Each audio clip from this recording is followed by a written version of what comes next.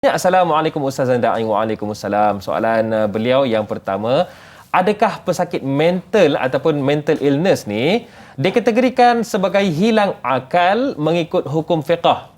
Yang kedua, adakah masih wajib membuat segala amal ibadat?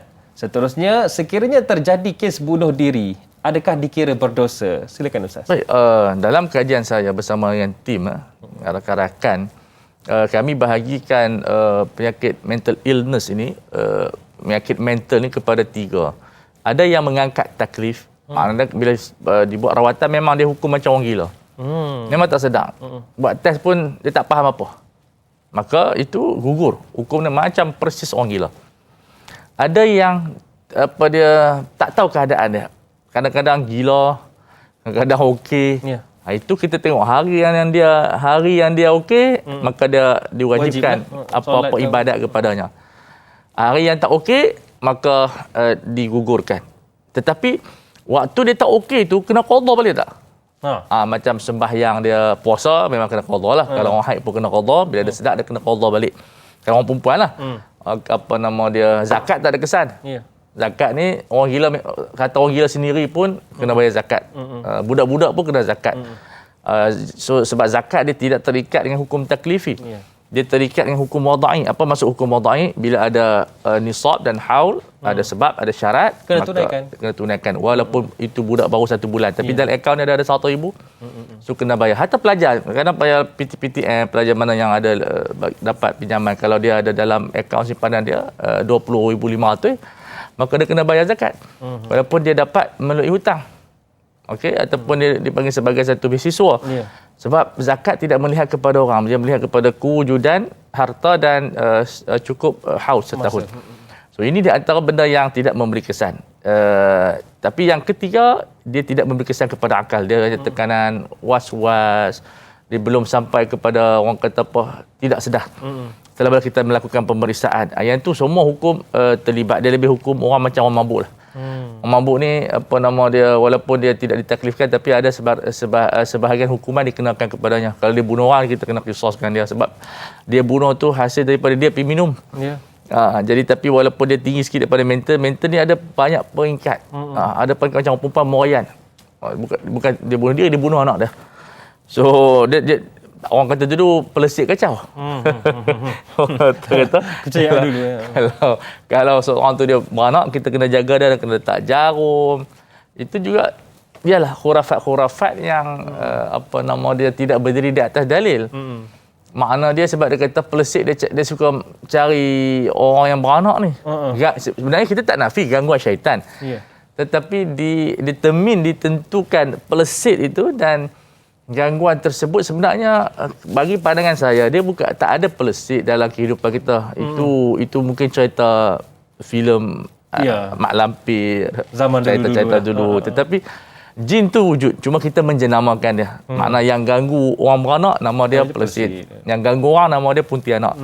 So puntianak dia boleh kita pakukan. Saya pun tak tahu sejauh mana kebenaran, bukan kita mempelekehkan, tak ada, kita dalam ilmu tak ada pelekehan. Cuma tak ada bukti yang nyata daripada Quran dan juga sunnah dan waqi'. Cuma cerita orang tua-tua. Dan letak jarum, letak benda tajam supaya pelesik tu tak kacau. Yeah. Tetapi itu bukan berkaitan dengan syirik. Mungkin itu pantang larang dia. Itu kena bincang dari sudut yang lain pula. Tapi saya sebenarnya tak nampak benda tu. Saya pun kalau benda tu wujud, saya pun tak orang tengok. Saya pun tak tengok lagi. Malam ni dia main ganggu orang belakang. Bukan maksud saya untuk nak mempelekehkan apa yang ada. Cuma itu yang poin dia. Jadi adakah bila dia Morayan ni dia ada term dia dalam perubatan, saya pun lupa ada kita dalam kajian. Dan dalam bahasa Arab dia mana bukan hanya berlaku di Malaysia, di Eropah pun ada. Juga berlaku? Ya, dia ada Morayan dia. Jadi dia nak makan anak dia dan seumpama dengan dia, mungkin dia nampak anak dia sandwich. Dia nak makan. So, kadang-kadang ada yang bunuh diri. Dia tekan, dia pergi terjun sungai. Allah. So ini dia antara benda-benda yang banyak benda dalam mental. Mungkin ada, tak silap saya ada 2-13 senarai penyakit mental yang dikeluarkan oleh WHO. So kalau peringkat yang biasa, yang bau tertekan, mungkin baru dibuang kerja, dia pun rambut serabut, tak sikat rambut. Itu tanda-tanda itu tidak gugur kewajipan daripadanya. Kemudian soalan tentang bunuh diri, tengok kepada yang pertama itu di sisi Allah Taala lah. Zahirnya itu perbuatan yang dosa besar. Ya. Okey, kita kena bincang situ sudut. Perbuatan yang dibuat itu dosa besar. Orang dia itu bergantung kepada keadaan dia. Kalau didapati dia memang ada tekanan jiwa daripada dulu, mudah-mudahan tak ada dosa. Mudah-mudahan Allah ampunkan. Allah Ta'ala ampunkan. Itu konsep kita. Tapi kalau dia buat dengan tertekan, tapi mental dia masih boleh berfikir. Dia tahu benda tu salah. Dia tahu benda tu baik dan buruk. Ya. Tapi dia buat juga kerana tak dapat nak berfikir, maka itu adalah dosa besar. Pun kita harap Allah Ta'ala ampunkan. Jadi dalam akidah Ahlussunnah wal Jamaah yang disebut oleh Al-Imam Ghazali rahimahullah dalam Ihya Ulumuddin, kalau kita tengok orang yang mati dosa besar pun kita kena minta ampun, memohon ampun kepada Allah untuk dirinya. Kerana apa? Dalam akidah Ahlussunnah wal Jamaah, wa may yamut wa lam yatub min dhanbihi fa amruhu mufawwadun li rabbih. Itu disebut oleh ulama, siapa yang mati tidak sempat bertaubat dan dosa besar, urusannya diserahkan kepada Allah. Insya'a ghafara wa insya'a azaba. Kalau Allah nak ampunkan, Allah Taala ampunkan. Kalau Allah Taala nak azab itu in yu'adzibuhu fa min adlihi wa in yuthibhu fa min fadlihi. Kalau Allah Ta'ala bagi dia hukuman, itu keadilan Tuhan. Kalau Allah Ta'ala bagi dia pahala, itu kelebihan Tuhan. So ini, dan juga dalam hadis, kalau ada masa lagi, ya, silakan. kalau tak, saya sambung lepas iklan. Okey, apa nama dia? Cerita seorang lelaki yang meminta ahli keluarganya bakar mayat dia. Makna dia pesan benda-benda yang haram. Kemudian di hari kiamat, dan abunya dibuang di laut. Kemudian di akhirat Tuhan tanya, hadis yang sahih.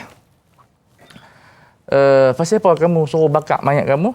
Dia kata sebab aku takutkan kamu. Maka dengan ketakutan kamu kepada aku ampunkan dosa kamu. Hadis ini menunjukkan kepada rahmah, tapi bukan suruh buat macam tu, haram. Bukanlah suruh kita buat. Ya, di sana kita ada hukum syar'i. Di sana ada uqubah daripada Allah, dan dua-dua itu benda yang berbeza. Kemungkinan benda itu dosa besar, Allah Ta'ala ampunkan. Ya. Dengan rahmat, dengan syafaat Rasulullah sallallahu alaihi wasallam. Tetapi itu bukan jalannya. Itu bukan jalannya. Tak semua orang macam tu. Sebab di akhirat undang-undang mizan dia lain. Kita pun tak tahu. Macam mana keadaan. Kita tahu berdasarkan wahyu. Cuma realiti hakikat nanti yang kita akan berdepan nanti, baru semua orang tahu secara realiti. Sekarang orang pakai ceramah khilaf ulama lah yang ni yang tu. Nanti akhirat orang tahulah di situ Allah Ta'ala letakkan kebenarannya. So ini di antara benda yang kita harapkan, kalau apa-apa yang berlaku bunuh diri, kita tetap minta ampun kepada Allah Azza wa Jalla, dan kita jangan kutuk banyak tersebut. Melainkan kalau kerajaan dia ada hak untuk memberi satu peringatan kepada rakyat, jangan buat macam tu, makna pemimpin tak pergi semayang jenazah dia. Kita pergilah. Tapi orang-orang tertentu, mufti tak pergi, yang ni tak pergi, sebab apa? Supaya orang tidak mengikut jalan tersebut. Itu pun dilaksanakan sebagai satu hukum ta'zir.